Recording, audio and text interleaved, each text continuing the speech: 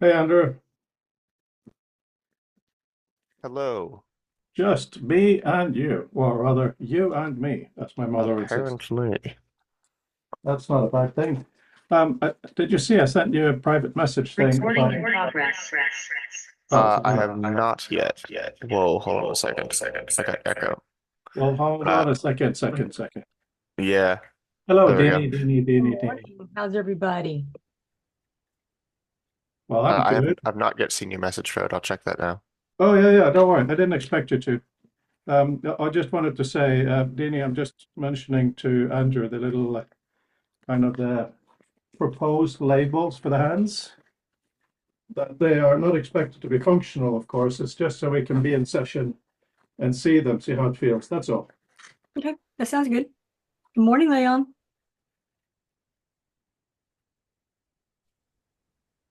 Morning, Peter. Morning, Mark. Good morning. Brunching with the cam off. Hello, everybody. Andrew, why do you have two Andrews? Because my normal computer doesn't have my webcam, so my laptop has just the camera and no audio. It's a little silly. I'll probably kill the video partially through this. We're Good saying a whole morning. How are different you, side to Edgar? you, Andrew. Hi, Edgar. Hi, Edgar. Edgar, do you want to briefly tell everyone what you were just doing at school? We had a cricket match against rugby. You had his first cricket match. First, I had one in year one. Yeah, but that wasn't against another school, was it? It was against schools. In cricket? Huh? Oh, okay. Anyway, Rugby is even harder, so. yeah, the other team was actually very good. So, all right. Are you going to get something to read, Edgar? Well, that asked me to. Okay. Right. Yeah. So, hello, everyone. Yeah. Um, just a couple of things. And first of all, Mark, thank you for your comments on the paper and stuff. I look forward to going through in detail. What I've seen so far, I agree with. And I just was talking to Andrew about the suggestion for what the hands should be. I think we should spend literally 5 minutes or less on that because today is open day. But just so you guys have a chance to think of something alternative for the next week. Just gonna get it up here. Anyone else have anything initially before that? No? Okay. Just saving a screenshot. So today is 24th June. Just going to upload that to our chat. I just think it's important to have things that are relatively concrete we can disagree over rather than it be abstract only. I expect that probably everything in this will change. Good morning, Fabienne. Hello. Oh, there he is. Hello. And yeah, Leon would like to present, well, I asked him to present something. So we'll do that in a bit. And Fabian may do an update on the scaffolding, which now has realms, which is super cool. But okay, I'm now going to share screen for a second. It's probably easier to do it that way. Hang on. Please tell me if you cannot see it. It's quite small, but there you go. So the logic is if you look here on the right and the slightly gray, whereas that's universal. By the way, there's a weird kind of semi kind of I'm going to mute you, Peter. See if it's you. Yeah, that's better. Right. Okay. So the thinking is we want to come up with something consistent for the hand, some kind of a logic that the user can get used to. And we're now working on, excuse me, proceedings. But we are going to be also looking at reading as part of proceedings. And then there's writing, editing, and so on. So the notion here is that we try to have something standard. So for instance, we use the thumb is always find. And we use the little finger always focus. I think the extremities of the hand are easy to have targets on. And then the middle finger might be good to do with annotations, to add an annotation. But then when you haven't selected anything, maybe for a view. Below that is a notion for what maybe touching the palm will do. Touching the palm will then bring up options for the fingers that are about the workspace. And as Marcus pointed out, we have to be careful with terminology, because now that also includes the environment, like the background. So, we may update that. And then copy was a big issue. And I looked at fingers for that. And I thought, we already have the Fabian notion of copy being on the wrist. So where we have the ball, maybe we use that as copy. So you select something and then you touch the ball on the wrist, and that is the clipboard. And finally, voice commands is obviously something we don't know anything about yet, but I've delegated a few things there. Any questions? Yeah, a little remark, more than a question. Do you take remarks or only questions? I can take anything from you, Fabian. That's very nice. So it's a little bit to go back to the end of the discussion we had last time about how to possibly interoperability between one system and another, let's say mine and Leon and Adams and whomever is interested in this, and the example with the controllers and bindings on Steam and whatnot. When I see this, I'm thinking, why isn't Fro doing it? Because here it's an Excel, or it's a spreadsheet rather. But ideally, I think what you would want is that you do it, and then you don't even ask us, and then you try, and maybe Edgar even tries it, and then he's like, oh, that's not good, or I want this, or I want that. So I'm wondering at what point, if we go with the example, the discussion last time of being able to exchange or share, let's say, a hand configuration with a function in it, let's say grab object, delete object, whatever. Maybe instead of having a spreadsheet, one would have a web page, generate such a configuration, and then use it in whatever program, so that a non-programmer, non-developer can try their ideas. What they would need is, for example, have like the drawing of maybe both hands, actually. I imagine it's not going to be sufficient, but I'm convinced, though, it's going to be sufficient to try. And let's say right hand pinch and left hand pinch, and then a drop-down list of functions. Does it make sense? It makes sense to an extent. All that was intended today is that Andrew is implementing this now. So all this is intended to be our labels, not functional commands yet. So what you're saying there has shown it's already done its job, because you're suggesting a different way, which I'm very happy with. So Andrew, if we put this on a Google Docs sheet or something, would that be a lot of work, or reasonable to integrate with, to change setup, so to speak, to test, or similar? Are you asking if I can have the Google Doc sort of integrate with my code without me making changes? Or are you saying just a Google Doc that I reference? I'm not sure what Fabian means, but I think I'm asking both of those questions. Okay, I mean, I can reference any document and make changes. That's not a problem.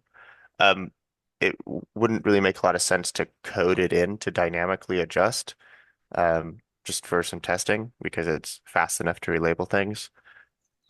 What takes longer is changing the number of submenus, right? So for the test, I'm just putting like a generic amount of submenus in there. But we can have as many as we want, and you can go a lot deeper than just one layer.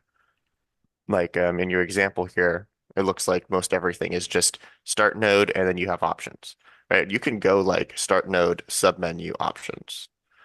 And maybe that would help with organization a bit because I noticed you've added a thumb and like a palm, which is fine. We can do that, but palm starts to be weird when you have nodes out here. You're trying to touch the palm, and then the nodes go out here and start intersecting with the other nodes. So I was trying to just do fingers. Yeah, okay, that's an important thing to discuss. I just want settings to be quite different. So the palm is really settings, but it's not just Okay. settings you hardly ever load, it's also a different layout. Like you want to go from history to hypertext people, so it should be, but also the notion in settings is that, and this is, okay, we had the notion of clubs. This is probably going to be important because I'm suggesting when you get something, when you touch a finger, you get one list. And hang on, I'll just show you something. If I can find it, 1 second here. Because the question is how far in space to. Okay. You can see, right? Okay, so here we have the basic hand, maybe. And then when you touch category, let's say, what happens is these things come out. But if you point to something floating in space, you get two things you can do. And that's about it. Because here you can choose to select everything that is institution or hide everything that is institution rather than two fingers. Other than maybe here for layouts, I don't expect to have more. I don't expect branching in the air, so to speak. On some of these, Well, can I ask a question real fast? Just a point of reference. When we do the submenu for people and you have institution affiliation information, do we need that to be separate, or can that just be part of the whole thing? Or do we not need the tertiary and other information? We just have their name. I'm just wondering. Okay. Okay. Hang on. I'll just address that, Andrew, if you don't mind. So the idea here, I've done so many new versions of this. Let me just see. Yeah, the idea here is that when you're at that level, you wouldn't click and then see every person. So the notion here is just that you choose your index pointy finger, and then you get all the different category types. So let's say now you want to select everything that is tagged by institution or hide. So I'm putting the options next to the item rather than click on one. It's not expected that you drill further. Does that make sense? Yeah, that makes sense. Thank Okay. you. Andrew and then Mark. yeah, so I see your design where you're going with this. The version that I currently have, and it's not like fully done for today, but it has the branching nodes. It's the same sort of like function, but instead of having you switch between different motions, because if I'm understanding correctly, yours would be you tap the index finger, and now you're sort of sliding left and right. And then when you want to pick something, you go up and down. So it's kind of like an implied grid, but because tracking isn't very precise, you're going to often get false positives doing that. At least that's my first impression. So I'm trying to avoid the false positives with the node-based system I have. And it might be terrible, and that's totally fine, because I could just scrap it. But I do think it's probably worth having people experiment with. And since I'm fairly far along in that process, I would argue let me get this version finished so people can get their hands on it and test it in the headset. And then I can immediately focus on adjusting it to fit your vision here, or whatever feedback we get from people working with it. That would just be my suggestion there. Fully agree with And you. I'm fine with it. I'm not saying you should jump into this style at all. The point of the spreadsheet and these is quite simply to start trying to map everything so that everything has a home. I do expect pretty much everything in my spreadsheet to change. So I'm very, very happy to go with what you already have. The only thing that design-wise I think we need to consider is that you shouldn't have to do, and not to say your version has this, but you shouldn't have to spawn something and then have kind of a lengthy floating in the air hierarchy. You should be able to do almost just this. That's the thinking. But Yeah, yeah, the idea is it should be sort of second nature to sort of draw the path that you want yeah, once you get it going. But that actually becomes easier the longer you make it, as opposed to the smaller you make it. Because in VR, like I said, precision is not its strongest point, which is finger tracking. yeah, exactly. Hi, Brandel. How are you? How are you recovering? No, pretty well. I didn't want to interrupt. Are you No, no, better? I'm 6 minutes into a test that seems negative so far. So Good. that's a pleasing development. I'm feeling a lot better, but I haven't sort of tasked myself with anything much. Just genuinely recovering, which is something I haven't done much in my life. So it's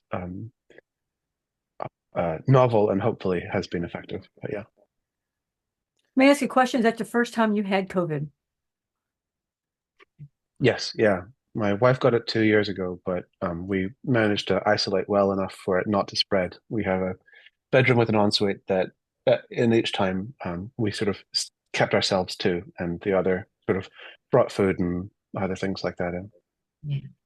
I'm glad you're feeling better. So, Brandel, Mark's going to speak now. Just wanted to tell you what we're talking about. I uploaded a little screenshot of a spreadsheet to make more concrete what Andrew is working on now with the hands. And what I sent was just Andrew has made some different choices, so I look forward to testing those first.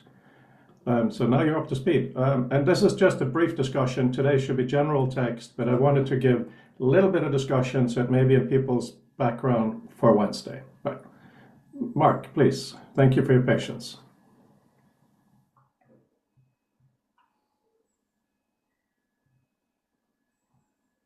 Sorry, just finding my cursor. Should be. Can you hear me? Yes. Yeah. Okay. Two things. It's sort of related to the same thing, and it's again, I guess my usual confusion of working backwards from a physical design is that. So when I look at the spreadsheet, what I basically see is the left column are indexes 1 through 5, with English titles at the moment, but they're probably going to be 1 through 5 because if we're in Spanish, thumb's probably a different word. And in the same thing, what we're seeing English language labels.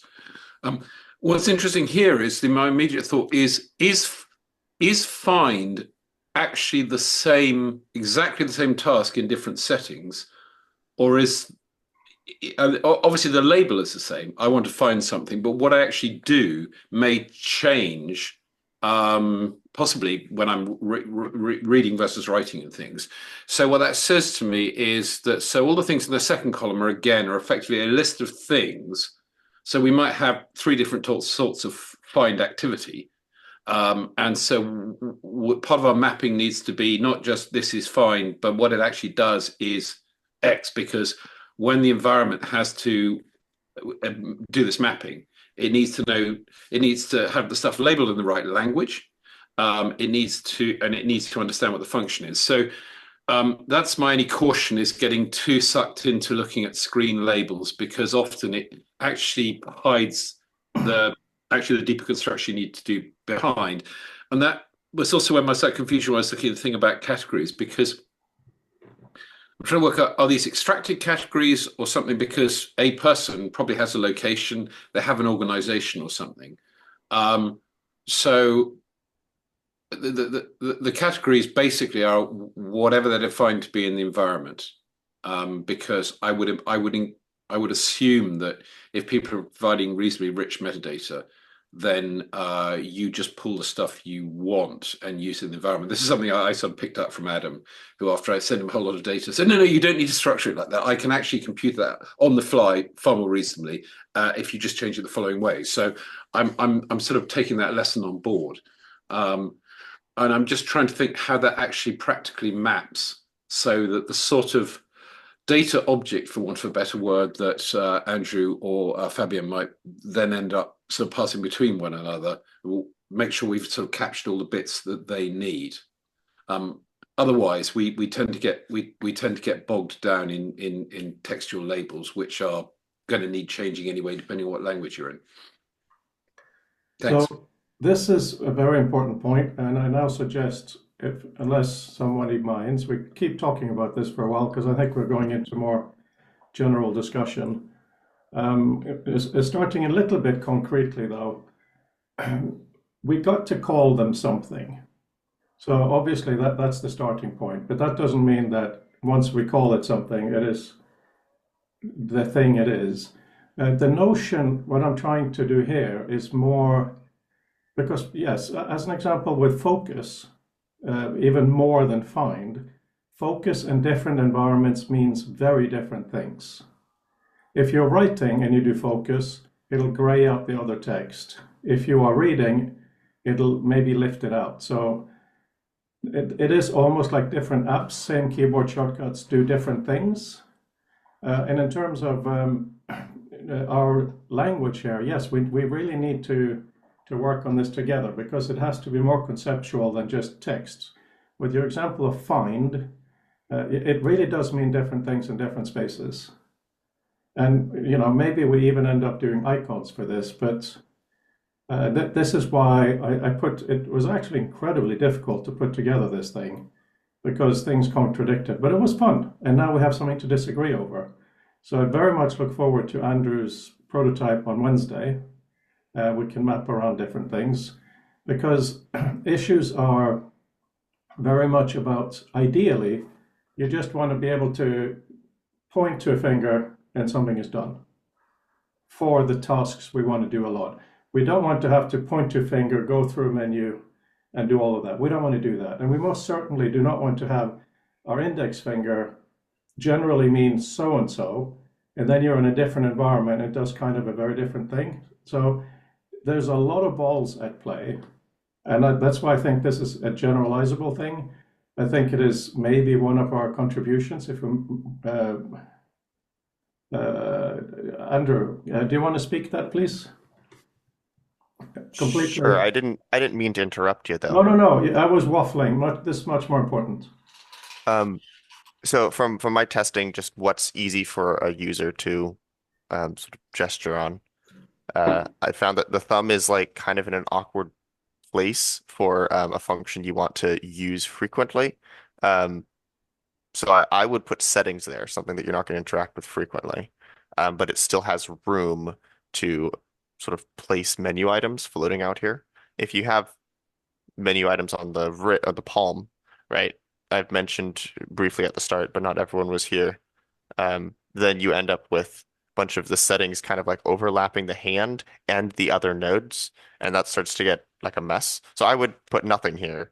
I would put the main things you use on these four, and I'd put settings on the thumb, which means, of course, that we're removing options here, which I would try to somehow compress those into just the four fingers. Like perhaps instead of having both like select with same content and select with same annotations as separate things, maybe put those as a single option that then branches.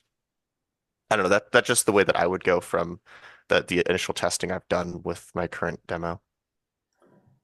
That's very interesting. I do not agree with you, but then of course I do agree with you, because the workspace has turned into two different things, unfortunately. One is the kind of change the background environment, which you should not do often, or change the hand setup, which you also should not do often. But then loading, settings and layouts, you should be able to do instantly.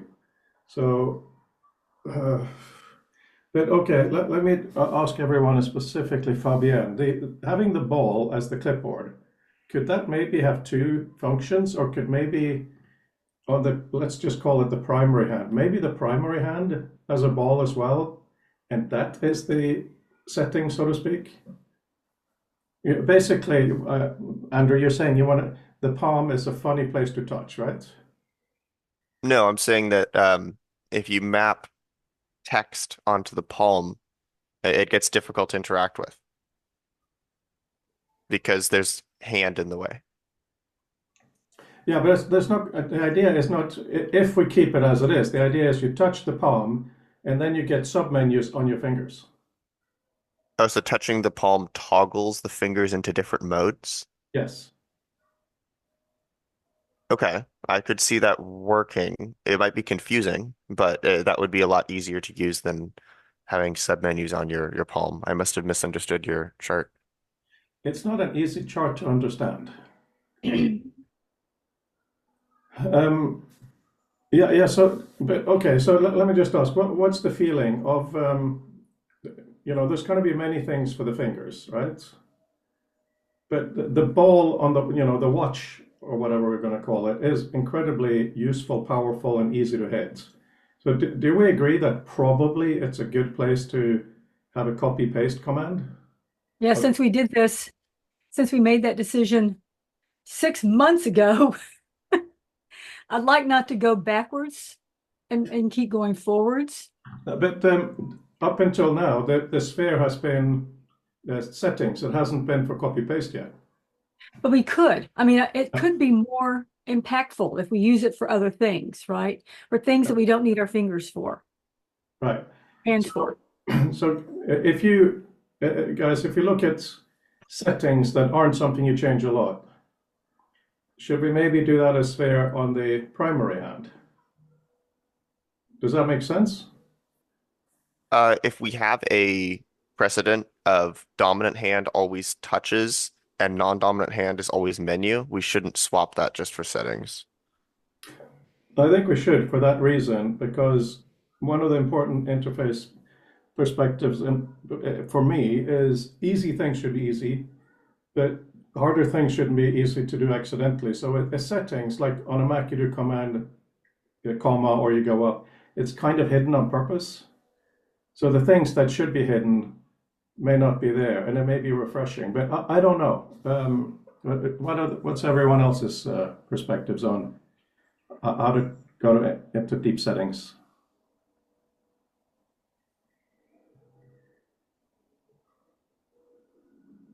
Do you want to do this? Well, play with your hands. Play with your hands. Have fun. Do you want to do this, or do you want to do this? What do you want to do?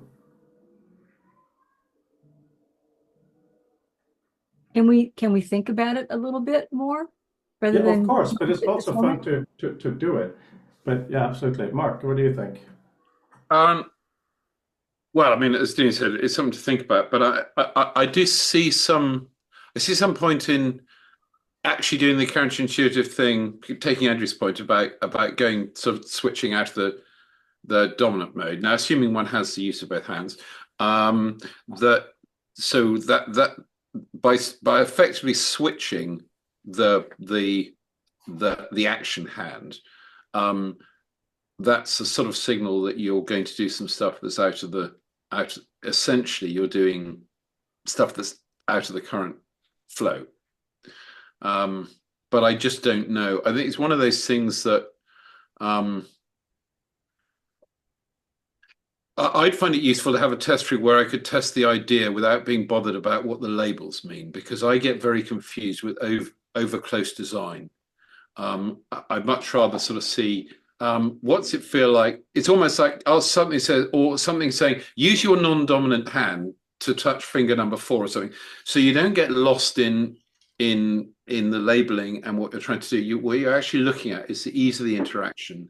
I mean, it was really interesting, Andrew's comment about actually the thumb being an awkward place to point to, which is something I hadn't sort of considered, but I don't have as much expertise. And I'll just frame one point. I was looking at the spreadsheet, and I'm confused what proceedings mean, because isn't that reading? There's just reading the proceedings. So there's possibly a labeling issue on that chart there, I think. No, it is different on purpose.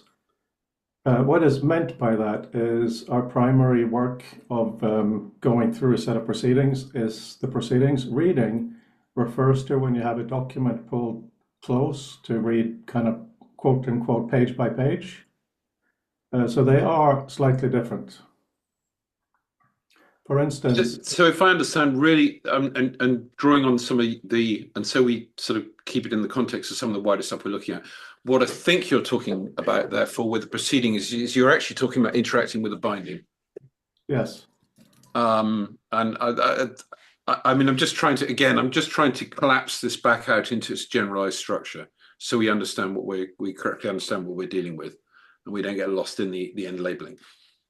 Andrew asked a good question. He says, reading is what we've been calling focus until now, question mark. Are we changing terminologies? No. I'm not trying to change any terminology, but the very rough labeling that I have here, if we take a column starting up, sorry, it's a fly, going from the left, all I mean is in the proceedings we have all the papers listed and we have things in space, right? And that could also be a library view. The reading is, yeah, it probably is exactly that. So focus is here mapped onto little finger, and focus means different thing in different places, but essentially if you select many items and you do focus, you fade all the other ones like we talked about. But if you read something, you bring that one forward as if it's opened. Do we use the word feature rather than focus? I mean, I'm thinking about terminologies, and people are used to focus as fixing the pixelation or size or making sure it's clear, like clarity issues. Maybe what we're talking about is featuring something as opposed to focusing. Yeah, I'm maybe. just thinking of precision of language. I just got finished reading Babel, Mark, and I've been thinking about precision of language all weekend. I think focus is actually okay, because if we generalize it across all the different environments, it is, yeah, I say focus sounds like navigation. Yeah, okay. Just to be clear, I'm not arguing the label. I'm just trying to understand what the implication of the label is, and this is the problem with working back from the labels. Because if we go too far to the surface level, we actually miss the interrelation points underneath. So you get this thing where two things look similar but are actually quite different. So what would you like, if you don't want to use labels, how would you prefer we structure this discussion, Mark? Well, I'm just trying to get at what's behind them, because otherwise, essentially, what I'm reacting to is it's like walking into the room and say, "Yeah, the pictures look about right," without really understanding why they're there or what they do. And sorry, that sounds that probably sounds negative, and I don't at all mean it in that way. But I'm just trying to have a sense of the sort of construction background, because we're working in an entirely constructed environment. So we can't take things as a given as we can in a sort of physical environment. To get into the room, it's going to have a door, but we're going to have to make all those things. So that's why I think it's important to just have a little clarity. Yeah, no, of course we need clarity, but the thing is, for a regular user, you will have 5 fingers, a palm, a wrist. For the interactions we're looking at now, the hand is the interface, the arm is the interface. So that is a constraint, and I do like constraints because it helps us focus, to use that word in a different context. So the reason for this layout was to really kickstart a discussion, which is what we're having now, which is great. So the whole idea is, where do we want to put stuff? And one thing that is nice about this approach is we can actually practice it even without Andrew having coded anything, because we literally have our hands. So when I was playing with this, I was sitting on the desk and, like, what feels natural? What fingers can I touch the most easily? What is odd? It becomes that. Yes, Peter, we're making a left versus right hand distinction. And depending on how we talk, we say right hand, dominant hand, try not to use the different terms, but the whole point is when you get into the environment, you can say if you're left-handed and everything will flop. Yeah. Sorry, I just speak what is written in the comments here. But to just generalize the discussion a little bit, since today is not Wednesday, are there any specific thoughts or general thoughts from any of you that you want to air about how you might want to use hand-to-hand interaction? Because one of the great things about the Vision 2 is this: look at your palm, you get a dot, you tap it, or you flip your hand over. It's very elegant.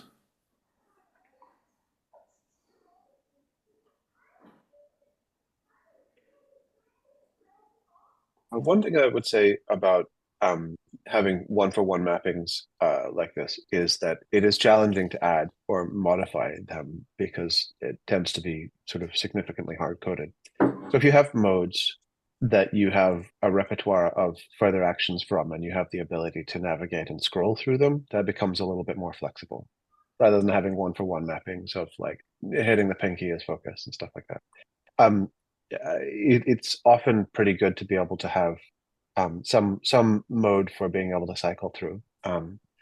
And Apple Vision Pro, for example, has menus, scroll menus as sort of part of the backbone of the interface.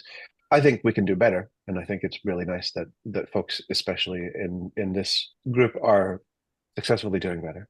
But I do think that we can paint ourselves into a corner when we put hard ceilings on how many things are in a specific place. And so having something that has the ability to, even if it has a really great way of dealing with exactly 5 or whatever, or exactly 4, then having a way that allows you to relatively gracefully accommodate more at such time as it becomes necessary is worth considering.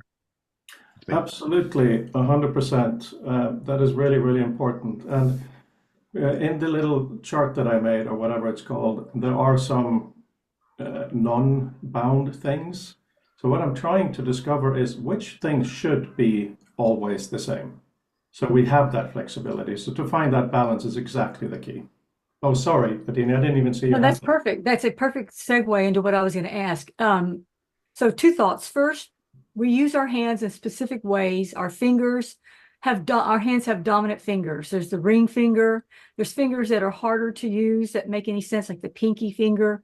I mean, just our ability to manipulate our fingers and our hands have some limitations and some already biases and foci, right? I mean, pointing finger, right?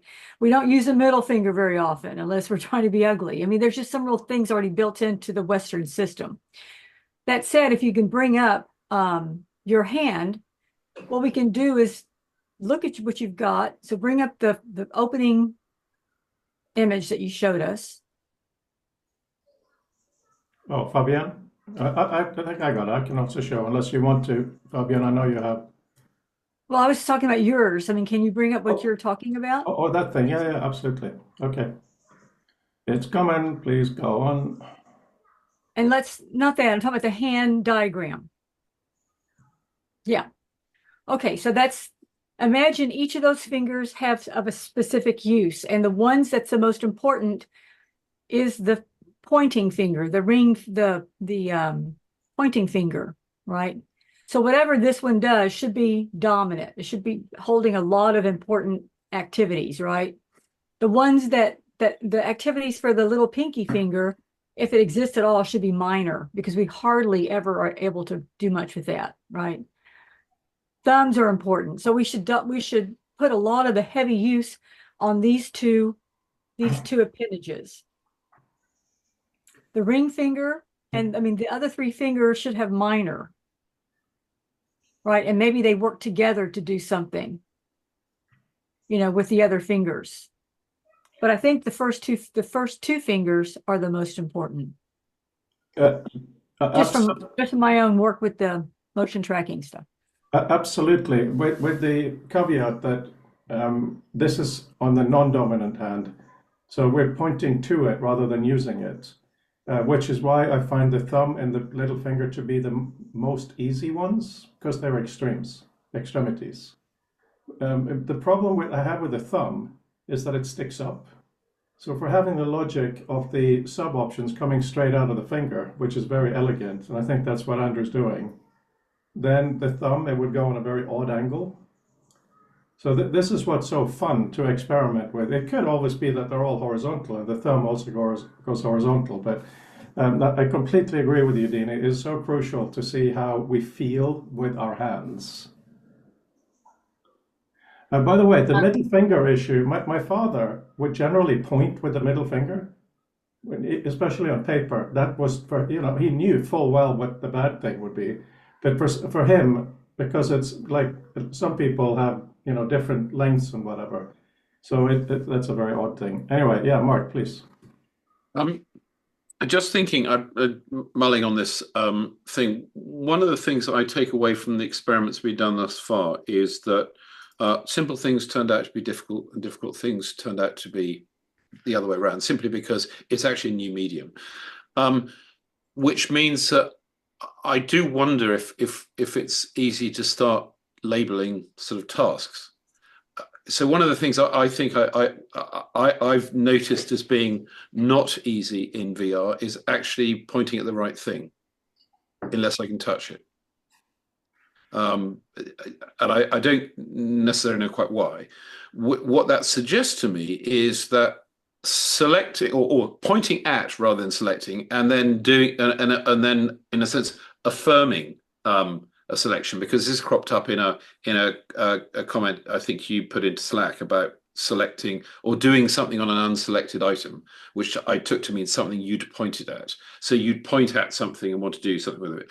So this stuff is actually quite complicated, and this might need more expansion in ways that the user can easily signal compared to other things. So in other words, these lists are not necessarily of equals at all. And I'm not thinking about how they decompose, but it might be that you sort of need to, at different stages, actually have really quite different menus for quick access in order that you can get to the task you're trying to do at the time, if that makes sense. It makes a lot of sense, Mark. And one thing that I did when I started doing this table was I looked at what commands there are in the context menu and reader and author to help me make sure I didn't forget something that I've already said to the user is an important need to have in this. So you know, this was based on task, and that's why I have reading proceedings rather than reading, and try to have a range. But of course, what Randall said as well, we have to be very, very careful not to put too much rigidity into this. And on that topic, I have this vision of Dini holding a paper in this environment, and then it's a paper she doesn't like, so she can crush it and move it aside. So it moves not just neatly, but the fact that she's using a bit of force on the grabbing of it means something. I generally throw it. I generally throw things I don't like. Yeah, no, exactly. That is really important. Today, as Edgar told you, he was playing cricket. And I was standing next to some dads trying to explain cricket to me. I still don't fully get it, obviously. I wasn't born here. But, you know, like in baseball, how you throw the ball, the angle, the velocity, these things need to mean something in this environment. So and all we're trying to do now, I think, is to find a few fingers that seem like they should be relatively standard. And then really look at what Andrew's building for the flexibility of the nodal system. To get into the more finesse things, because even though digital comes from fingers, obviously, we should not be constrained by digits. We should have much more expression in that.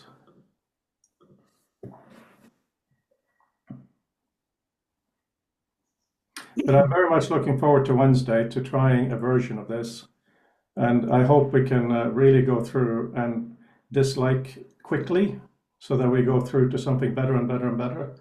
I really think we're on the path to something very useful, if we can handle it. Ha ha ha. Should we have a few more minutes on this? Then Leon will talk about a very different topic. Okay, so what I would like to inspire you to think about, write it down if you want to, but it's like, you know, watching Dini grab something, and then the way she grabs it, the way she throws it has meaning, right? What other things can we do like that? When you interact with stuff, because we're all very different in this community, what are the type of pointy or grabby or throwy or lifty or movey things that are special to you? And don't research, just think about yourself. Is there anything you've thought about already? Yes, we've talked about this many times. Pushing, moving something away, pushing it, pulling it, throwing it, holding it.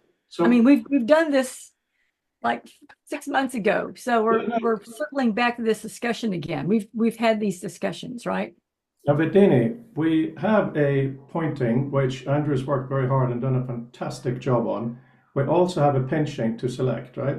But then the question is, once you've selected something, other than moving it around, I agree with you, being able to push it will be useful, or to pull it hard could be useful. There's still a huge range of options for what can be done. So I'm not saying we're throwing away any of that, but I think at this point, we also want to be able to give commands to the system without selecting something. Like, how do you have a huge bunch of information in front of you and say, show me only this kind of thing? Or how can, to do a find? That's related to that. It's like that kind of, I've been very poor in the way that I've looked at it before. We've mocked up things where we had lists, which is awful. So now, thankfully, Andrew has done the handy bits. So what do we map onto them? I mean, we could do fun stuff like if you want to undo, you hit yourself in the back, right? You want to go back. Can we do something more intelligent than that? I think maybe Mark has an idea. Well, I was thinking more along something else in the sense of as you're looking at something and as you begin to possibly need to see things. So the thing was that my mind was the point I put in there Slack the other day from a rather bloodstained session of peer review, and actually all the information I really could have done with if the environment allowed it. So things like being able to see when I was reading something what references were occurring, purely for the useful ability to actually see contextually. So is the right stuff turning up in the right place? I mean, is the author actually saying something meaningful, or are they just bamboozling us? Bearing in mind, because you won't always know what's being referred to, but you can get an idea from the title. And the reason I say that is so that you might have, you're looking at something, you've got essentially information that's going to be sort of clustered around it, close to it. In other words, you're almost pulling out, you're putting decompositions. And in that context, I'm thinking, okay, yeah, so how do I know which thing I'm interacting with? So actually the idea of being able to act on something that isn't physically selected, because we're in a different environment here. On a sort of 2D desktop, you point to something, you click it, you see a visual representation normally that thing is now the object receiving any further input. And we possibly won't have that, or nor do we necessarily want to have it in an AR environment. So there is the sort of the other design perspective is, well, what should we be trying to do rather than actually come up with lists of things that we might do? What do we actually want to do when we're presented with some of the scenarios that we think we'll have in terms of reading? Well, there is this thing of reading. We've got two sorts of reading. We've got close reading, by which I mean you're actually reading some text, whether it's been remediated or not from its original paginated form, as opposed to essentially looking at the things in a binding, where actually you're looking at abstracted information from a set of sources that are broadly represented to you textually, but are not texts in their own right. Peter. We can't do a command line in this system. I'm so sorry. I know that's your thing, but we're now in a GUI environment essentially. Yeah, for users. There's nothing wrong with that, Peter. However, we are really trying to do a different kind of interaction. It may very well turn out that a command line down the line is good, but it's kind of already done. It kind of already exists. So this is why we're trying to get a handle on things. Yeah. So yeah, Fabian, please. So I'll try to share again.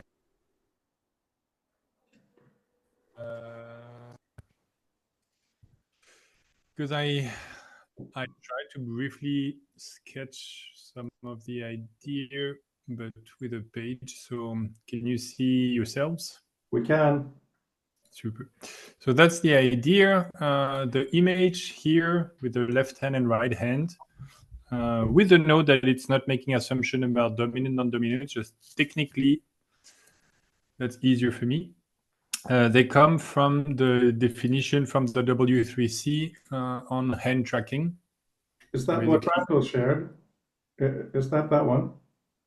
Oh, yes, thank you. Yeah.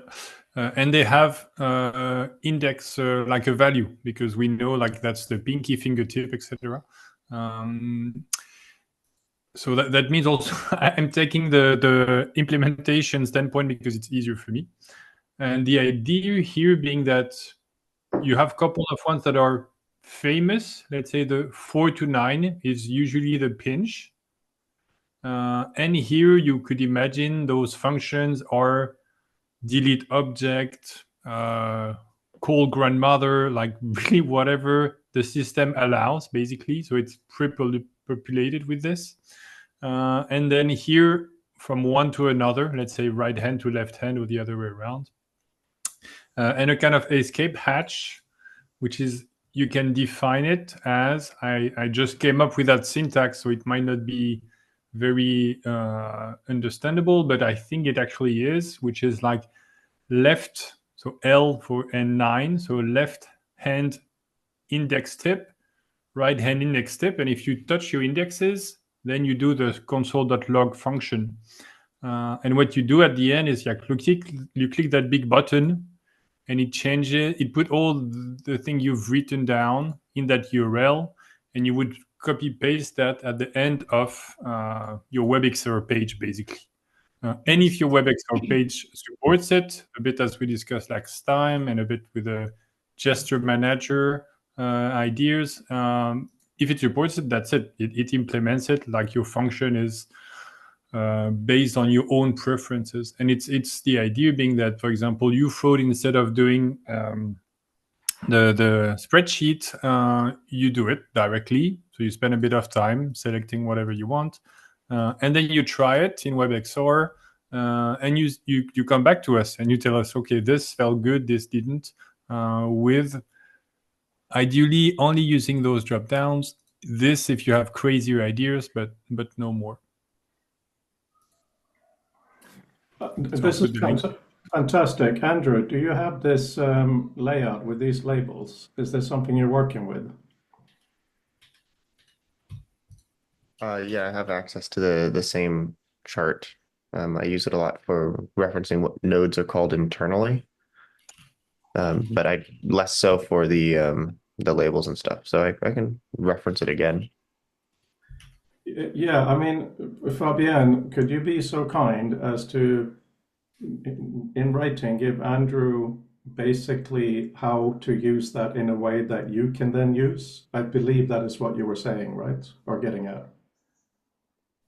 Well, yeah, the idea is like instead of being hard-coded binding between the function, the gesture, then it's pushed away as quote-unquote only a data structure, let's say a list of gesture and a list of functions, so that a non-developer can change it. That's nothing more than this. I tried to make the HTML page right now quickly to show that it's not a drawing, but it's an actual interface, and that instead of being a spreadsheet,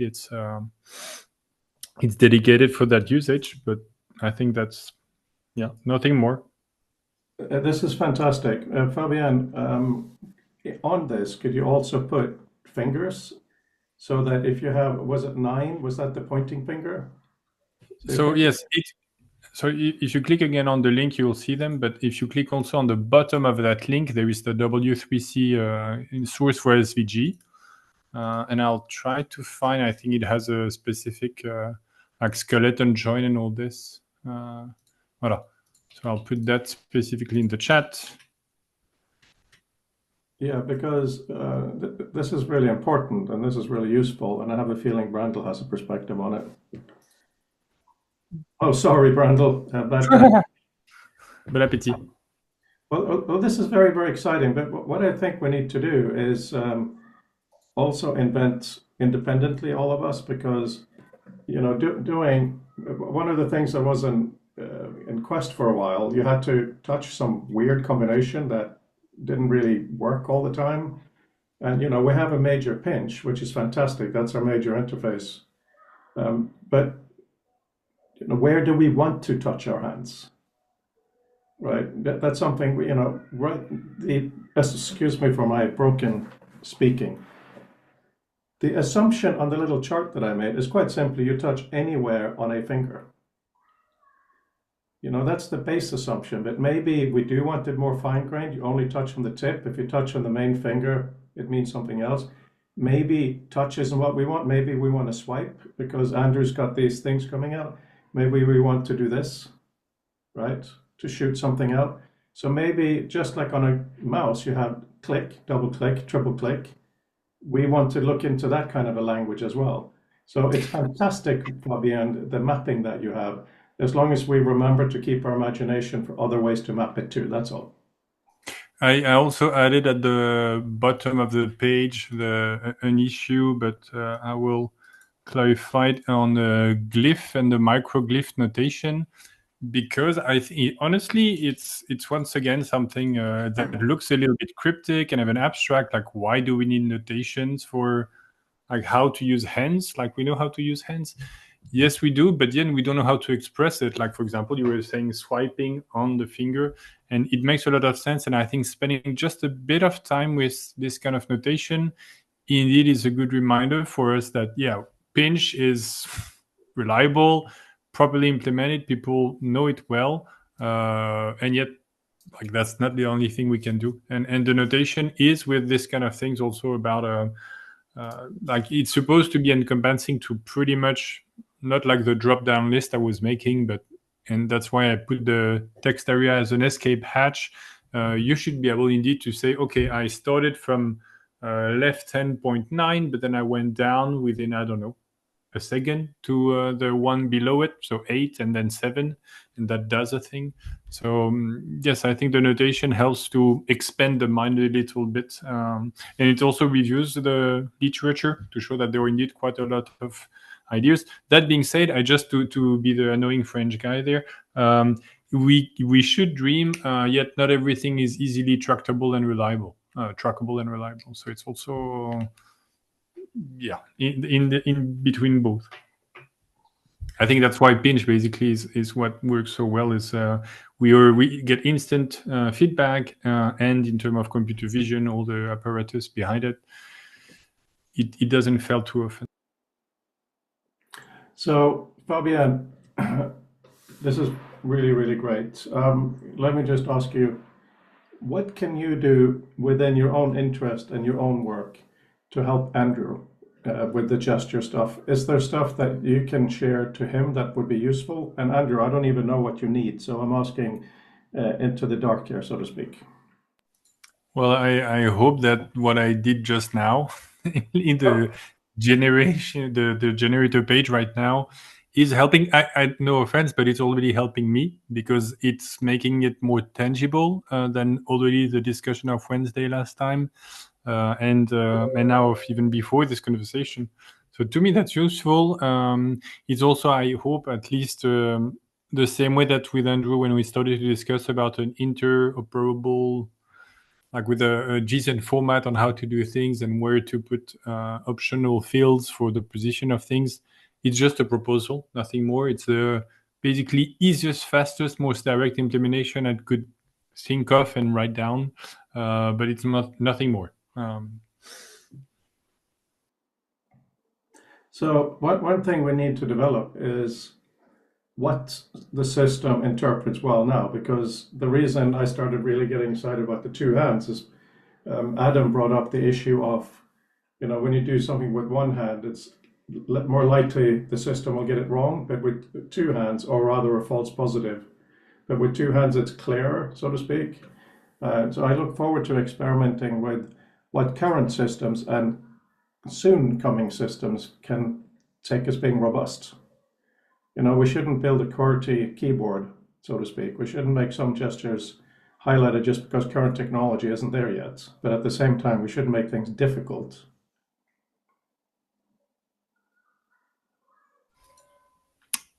quick note also while everybody's pondering.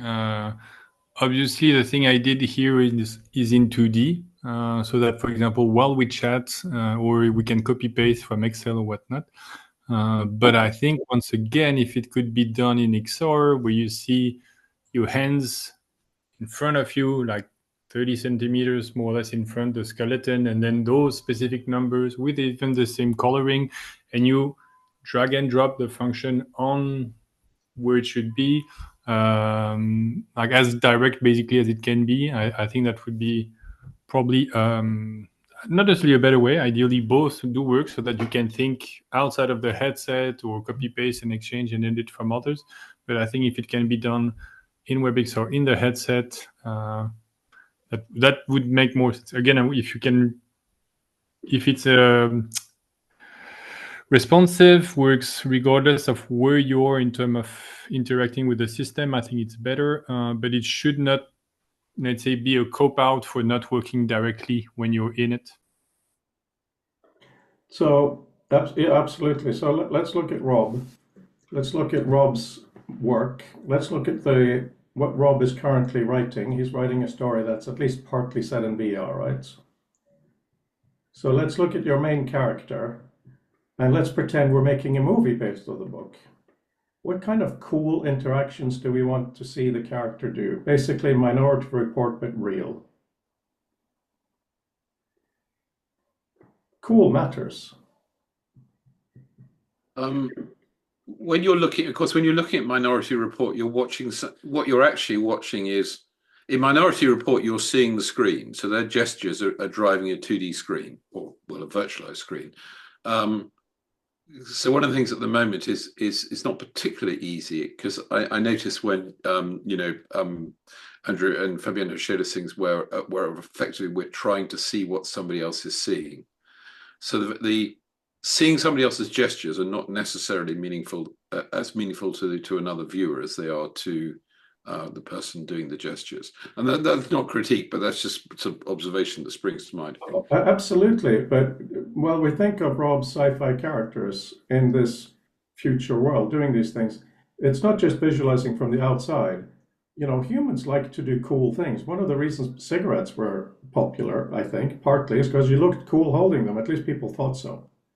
You know, there are all these motions that are either cool or not cool, either masculine or feminine. You know, motions matter. So how would we like to embody ourselves while we interact with this? So that's what I'm thinking. Rob, do you have any ideas for your hero going through vast amounts of information? If you're talking about a film, you'll want to see what's going on inside the headset. And in the way I did it, a lot of calculation and sort of ballistic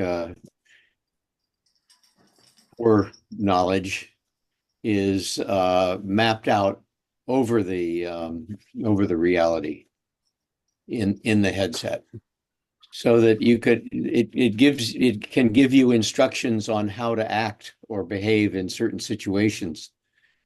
Supposing you're trying to learn how to dance with somebody, it could give you prompts. I'm not sure how it would work. It would be nice if it were, able to prompt parts of the body, but that's going to be a while. But I think predictive expression inside the headset is a way to make it integrate with in a temporal sense that hasn't been done. I'm looking here at what Fabian put up, the glyph thing. Could we have some interactions quite literally be like picking a lock? Would that be useful? Be useful if you wanted to pick a lock. Yeah, but maybe we do want to lock things to an extent, right? I mean, right now we have retina, we have numbers and stuff, but what kind of finesse do we want? And also, all of us will have not well functioning hands at some point in our life. So, yes, while we should support really fine movements, we shouldn't have to rely on them all the time, right?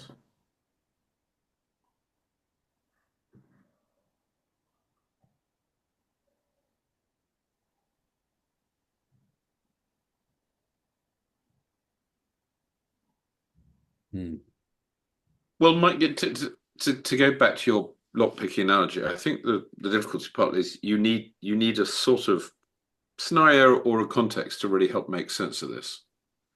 So it's easy to say, hey, that'd be cool. I could do this motion. We could go as far as sort of code that and do all sorts of stuff, and then you find it sort of works really for maybe one thing. So it's difficult. Sorry, it sounds like being negative, and that's not where I'm coming from at all. So the challenge sort of seems to be, in a way, I'm not sure this place to start is trying to imagine the gestures. It's probably thinking, what are the things we might want to do that would be hard to do by sort of, trying to drive a menu in space? Because that might actually be a useful link. Yeah, I see your hand, but Fred, I would stop in a second. Might be a useful place to try and find ourselves some sort of context provocations, call them what you will, where we can think, oh, great, right, well, we can do this using in a sense, a custom gesture that doesn't just fall out from finger touching or something. Fred. Well, we kind of do to an extent. We have proceedings, right? And which is relatively arbitrary because it fits where we're doing our first demo. But if we look at it as a collection of documents, we need to go through relatively quickly to decide the next stage of close reading. I can very easily picture a Fantasia Mickey Mouse character, sorting things and doing this kind of stuff.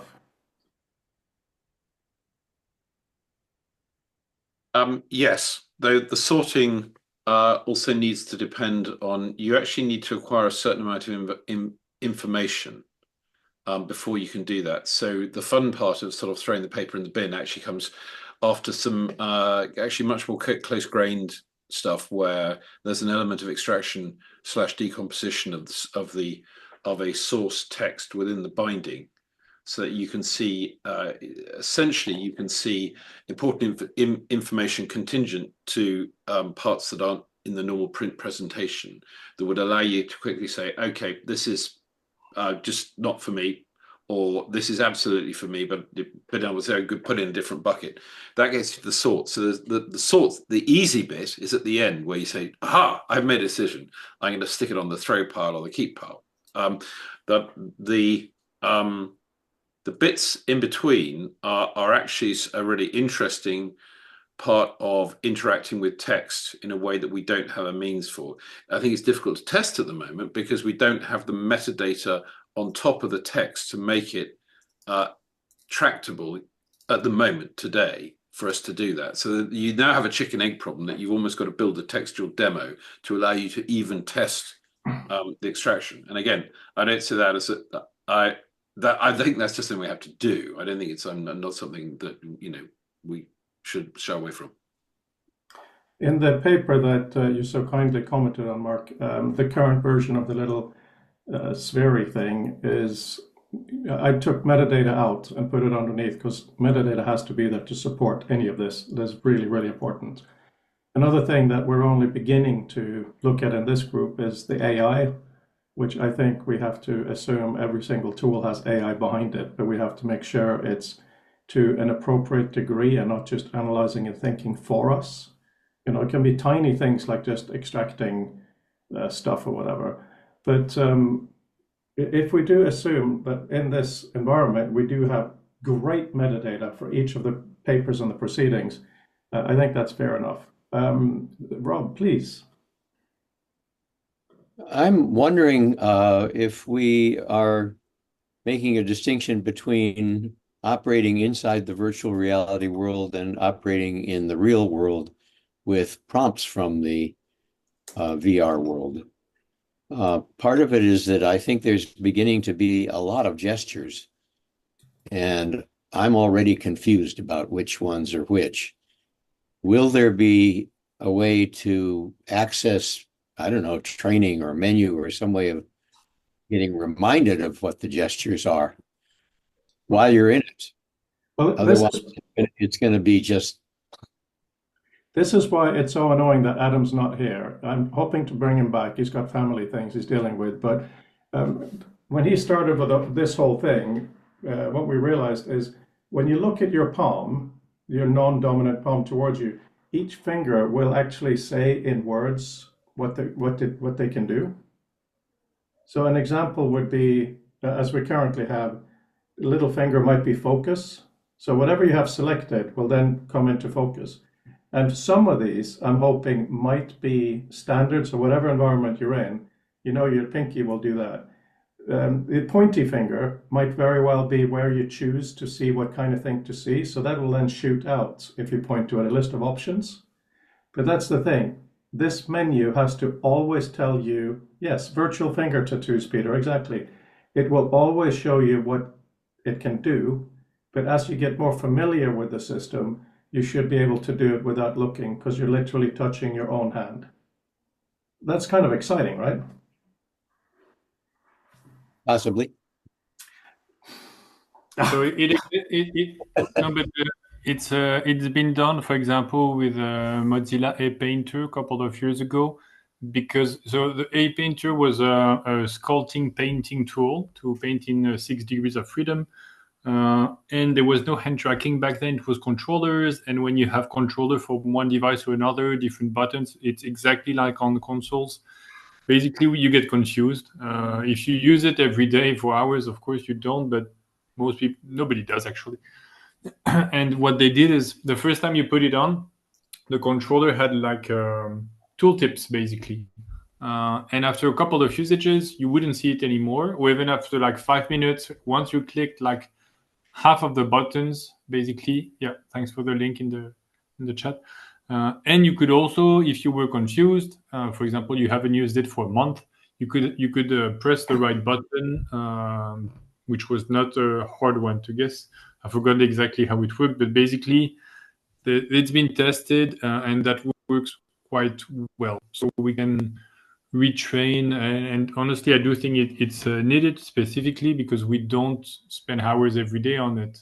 So yeah, a little like tooltips or even mini training or warm up by default, and then whenever it's done a little bit of it, and then whenever the user asks again for it. Thank you. That was a very good reference. I don't think it ever needs to go away.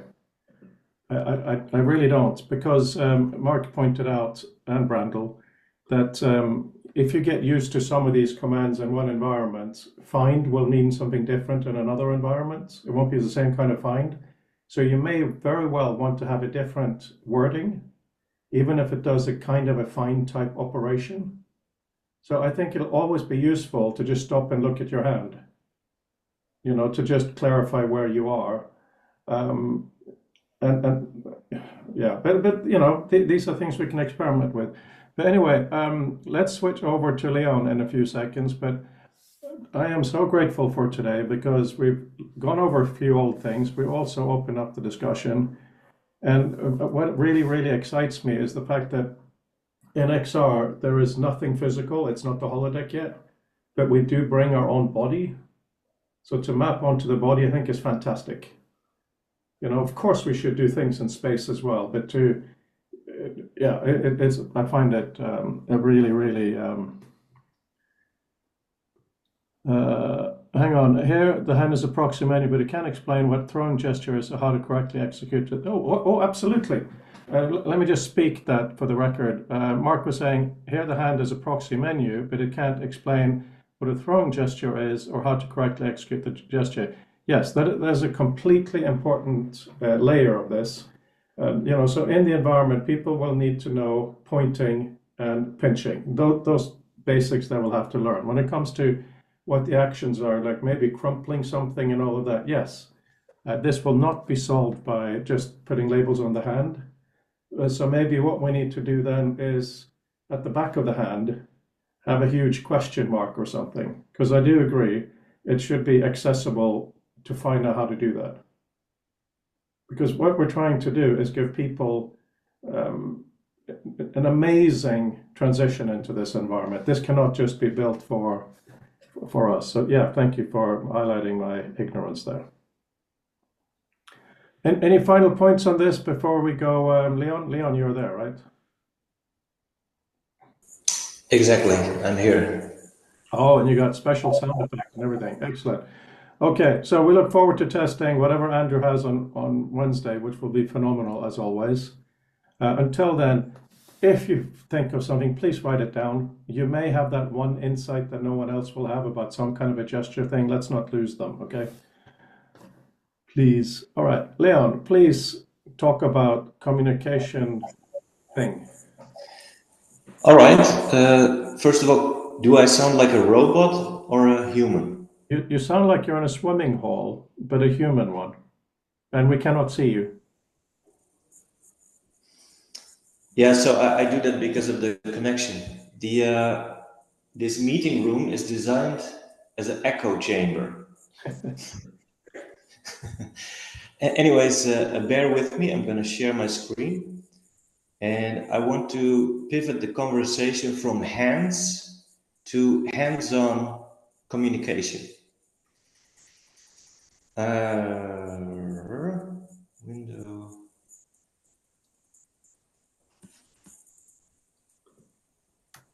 So, do you see this? Yes. Okay. So, I want to talk about how email was important and is still important, and the evolution of it concerning the last years, and also hold it against recent events in the EU called chat control. So we had this wonderful thing, email. People were very happy with it, and at some point it got the reputation of being slow. I have a tab suspender. And then we got sort of like IRC inspired messenger services, which had a really great user experience, videos, recordings, attachments, all these things, a bit faster than email. And yeah, another one is Discord. It's also a pretty popular one. These services got like more and more popular, more users, and profitable companies. And then the problem with that there's always a pivot point. Like after all this hard work, some large organizations or governments who are not part of the club, they have a problem with this, and then they're gonna pull the spy card. And this is very interesting because it's basically a spy trying to spy on spies. It's a really weird recursive problem almost. And regardless of what I think about it, I have been reading it and I noticed that it does not apply to non-commercial services and like things like open source things. They're out of scope. So there's almost like a very obvious hard cap on commercial versus non-commercial, which is a bit of a vague term because sometimes things can still be commercial, but indirectly. So the weird thing here is that email services, especially public domain services, which basically run the internet, they're not always commercial. There's a lot of mail services which are not paid by anyone. It might just be some kind of university basically helping internet. And also to make my position clear, like I'm more of the let's say doing things side and rewarding things. So I'm not sure if punishing companies for becoming big is the right way. I guess there might be also ways to reward companies to go into a more favorable direction. But yeah, this is a very complicated topic, and I just wanted to basically show that email has actually evolved beyond its current design. It used to be, it ended up like SMTP servers and IMAP services, which delivered our email. But now there's a thing, it's called COI, it's chat over IMAP. And this sort of, teleports email back into the future, allowing video recordings and basically everything you have in Slack or other messengers.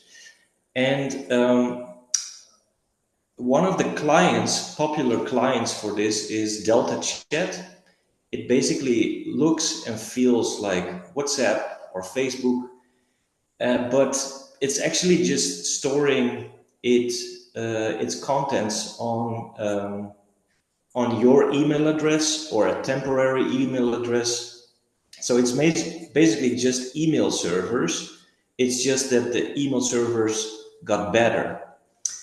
And on top of that, they also added small web apps which you can sort of attach to an email. It's called WebXDC, and it's basically completely isolated, so it's fully private. There's no external dependency, and you can just drop it in a group chat of some emails, and then the participants are automatically logged in with their email, and they can just choose a date together or play a game or all these things you would normally do. And this is a very, very interesting standard. There are a couple of apps out there. It's growing. All kind of, I got time, appointment planning, shared memos. So this is sort of like next level email, while it's just still email. And this is a very interesting phenomenon, because also like getting an email is now as easy as just, scanning a QR code, typing your name, setting an avatar, and then you can start chatting with, for example, Delta Chat. So I just wanted to say that Delta Chat and these new email servers, they basically bring back the awesomeness of email. And perhaps it was too soon to declare email as outdated or slow, because now suddenly things have come full circle again, it seems. So that's my small presentation. Thank you, and please feel free to ask questions, guys. You may see I'm a bit busy. I'm setting up my Delta Chat client here.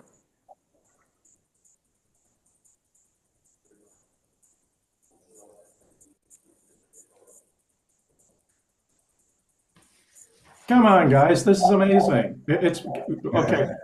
Leon, can you, after Mark, can you re-explain what it allows? It basically allows text messages style communication via email service, right? That's it. Like all the cool stuff from messengers now available in email form.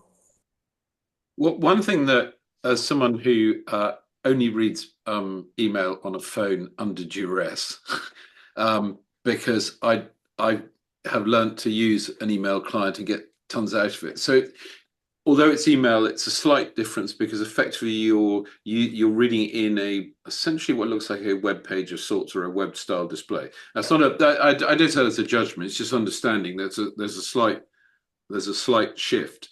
And I'll throw in one other thought, is that an interesting challenge is, so if this is all going into your email, then so that's actually threading all sorts of stuff. I mean, we normally have inbound spam filters to get out stuff we don't want to record. And as someone who's a bit of a pack rat, and I have an email archive going back an embarrassing number of years, which is still useful.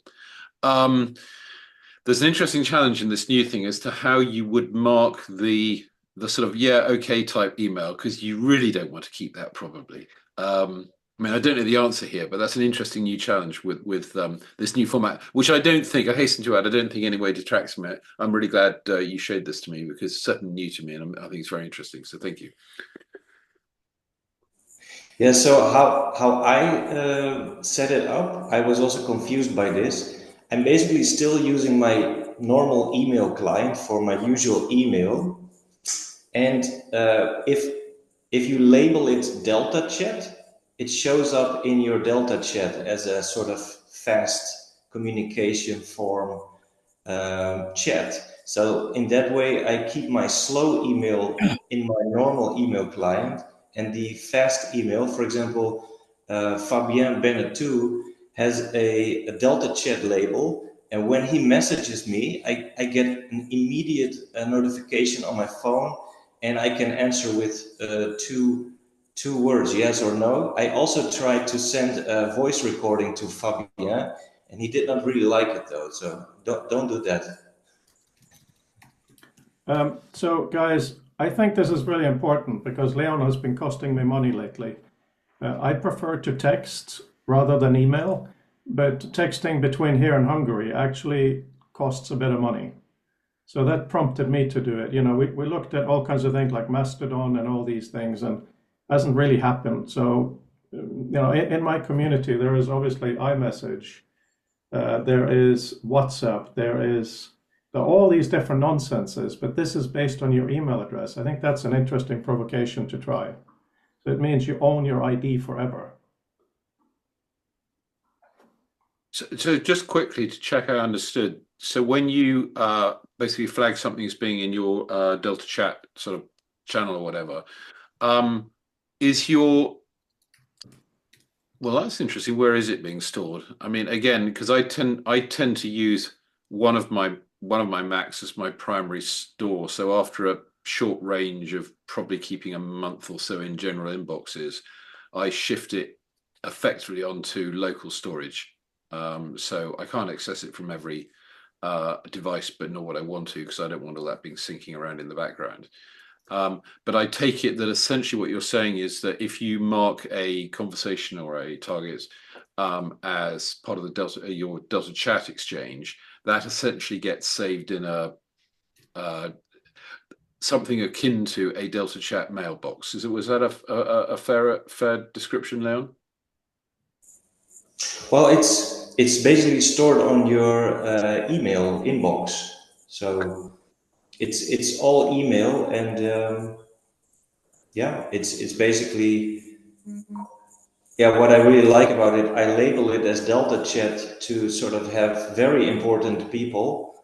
You would be on there, Mark and Frode, and everybody here, and the rest, I'm, you know, sort of like is not ending up in my sort of messenger, my Delta Chat messenger.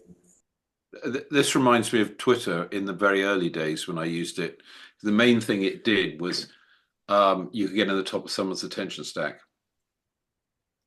if only to say, please read the email I just sent or something. But sometimes it could be really difficult if you couldn't phone them and you weren't in the same building or something, to just let somebody know who would want to know that you're trying to get hold of them. So this is actually really quite a nice and interesting aspect of it. Yeah, it is very interesting. What you can see on the screen is that Frode is now adding personal contacts, and later he can just create a group, which is basically a channel where things can be posted. But yeah, all these things, the great thing is if you search in your classic email client, you can find and search all these sort of messages very easily. So there is also can you guys reply to me? I want to see this. Come on, guys. Fabian or Leon, since you already have this, let's see how it appears. Because you saw that I made a filter in my email inbox that if I get an alert, it hides it there, right? If it's from me, which is a bit odd. Oh, message opened. Okay. I get a message opened as well. Okay, so I get a hi from Leon here, which has got things like that. Definitely worth experimenting with? Oh no, I Yeah, got a perhaps. voice message. I think now it has some kind of super encryption. So if you turn off the encryption, then maybe it also is readable in other clients, in other email clients. Well, I think it's worth us experimenting with whoever wants to. For me, the issue was the email password, and I'm going to have to change the email password on all my devices.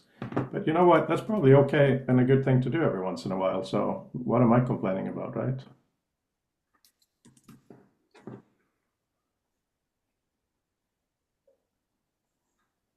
Let's see if it happened by itself.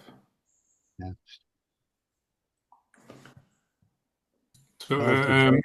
I don't know if it helps or clarification or not, but I replied to your message with my Proton Mail web client, and I think that's one of the good thing is we don't have to care how it's happening. We don't have to you need to install that client or whatnot. It just works because it's kind of piggybacking on an infrastructure that I don't want to say we know and love, but at least we use.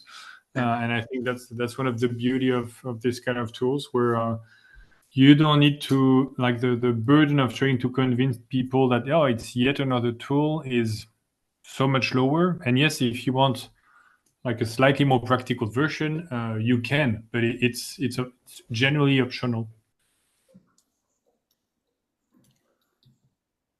Yeah, I think that is very good. By the way, I got a message here from Fabian telling me to stop spamming him, so that's very exciting.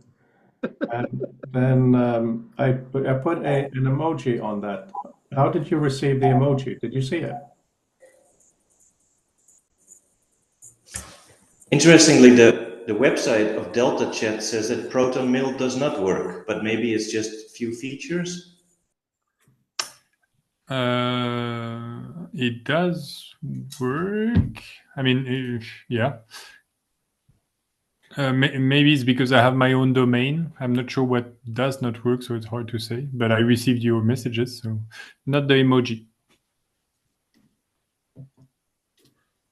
Okay. All right, so let's get back to real email now.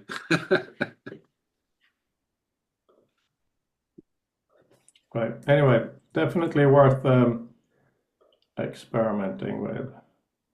Yeah, just to end my salesman pitch, it works on many devices like iOS, Android, laptop, and I'm not being paid for this. This is like merely enthusiasm.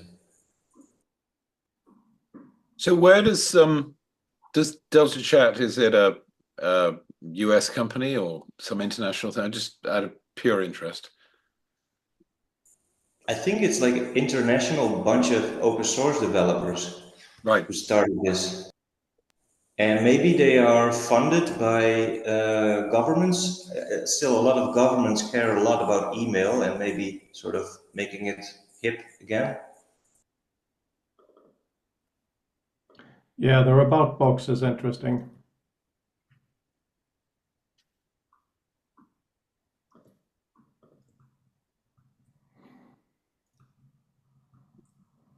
Yeah. So, yeah, that was useful today. We are going to try to have more discussions, more general, and invite the discussions on Mondays. But you know, we're at an insanely incredible moment in history where these gestures are invented. You know, in 5 years, this moment will be gone. People will do this, that, or the other. So we have a bit of a responsibility to be part of the community to suggest things, which of course is what Randall recruited us for, to try to be a part of.